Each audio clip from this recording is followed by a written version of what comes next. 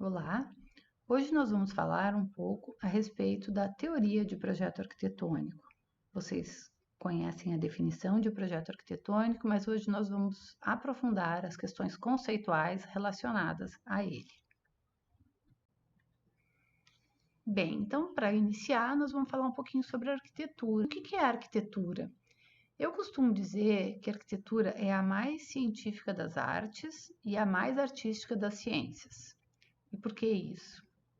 Porque ao mesmo tempo que a arquitetura tem um caráter artístico ou mais psicológico, que é ela atender às necessidades dos usuários.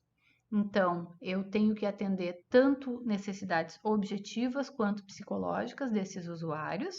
Vamos pensar o seguinte: se eu for projetar uma edificação para ser uma residência unifamiliar, por exemplo, eu preciso ter espaço para que eu tenha mesas, cadeiras, espaço para alimentação, para repouso, para o lazer, certo?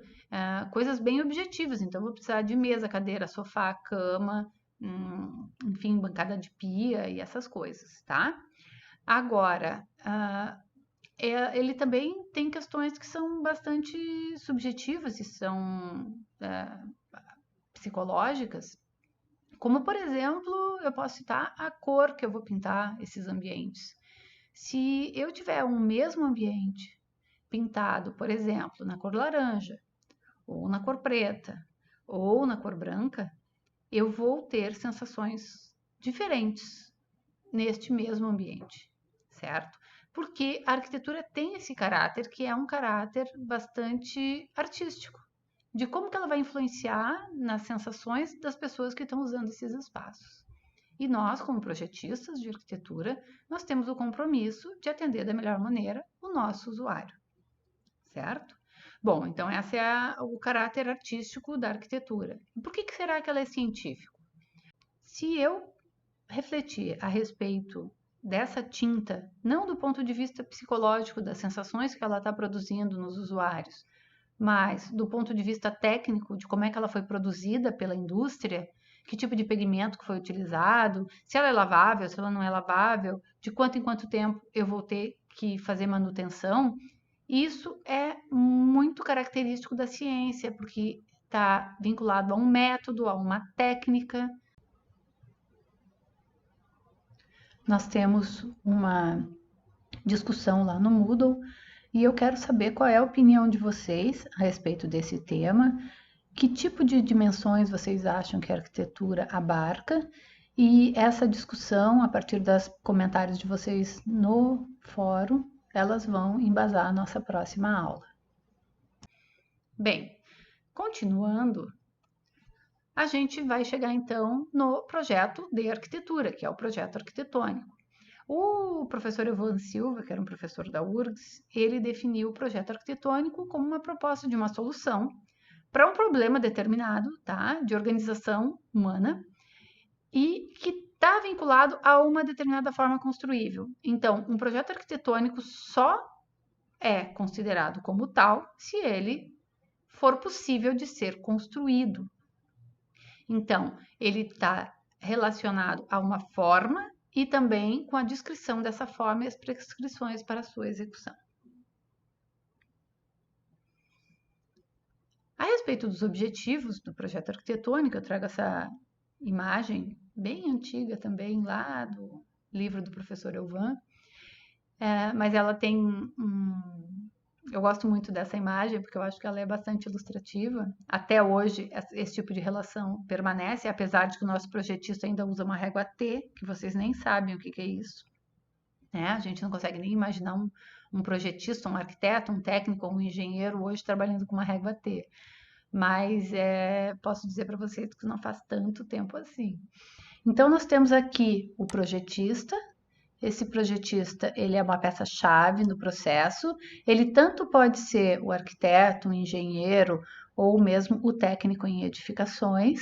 Nós temos aqui acima o cliente, que é a pessoa que vai trazer o seu programa de necessidades. Então, quer dizer, ele apresenta o programa para o projetista, que está aqui.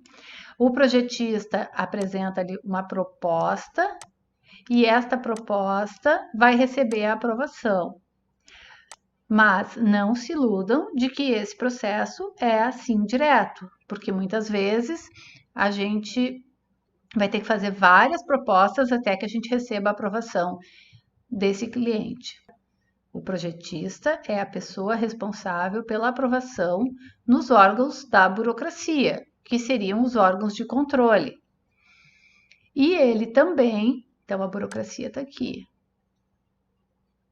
E ele também é a pessoa que vai tratar com os empreiteiros. Estes empreiteiros vão ser os responsáveis por passar essas informações, essas prescrições do projeto arquitetônico para os operários.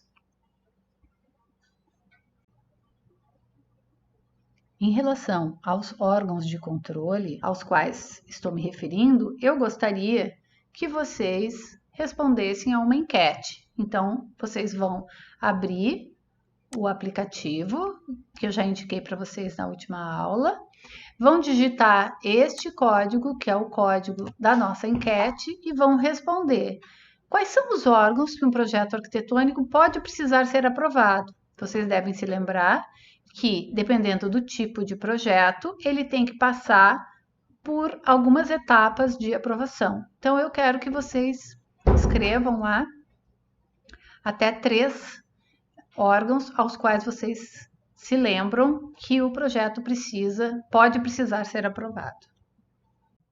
Agora, falando um pouquinho a respeito do processo de projeto em arquitetura, eu trago esse vídeo que eu gostaria que vocês assistissem antes do nosso próximo encontro presencial, How to Think Like an Architect, The Design Process. Ele é bastante interessante e eu acho que ele vai ajudar a enriquecer o nosso debate. Essas foram as referências utilizadas no material. E agora, eu imagino que vocês estejam ansiosos para começar a fazer o projeto arquitetônico de vocês e meter a mão na massa. Então, vamos refletir um pouquinho a respeito de processo de projeto, a respeito dos condicionantes e nos vemos na próxima aula. Até lá!